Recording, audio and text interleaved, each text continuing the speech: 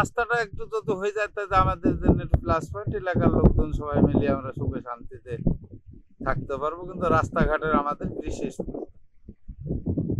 এই হিসাবে আপনাদের কাছে অনুরোধ, উপর কর্মকর্তার কাছে বলেন আমাদের চরবাসীর দাবি একটাই যে রামকৃষ্ণপুরের এই চরসোনাতলা গ্রামের কিন্তু রাস্তার আমরা খুব অবহেলিত, বন্যার পানিতে আমাদের মেন কথা হচ্ছে এলাকার লোকজন আমরা ঠিক মতো বসত করতে পারি না।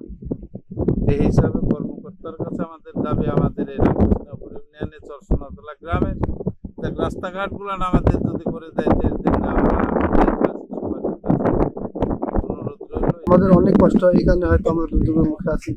কারণ যেহেতু এখানে ধরেন কোনো হচ্ছে মেম্বার কি চেয়ারম্যান এখানে উদ্যোগ চলা লাগা উদ্যোগ নেয় না।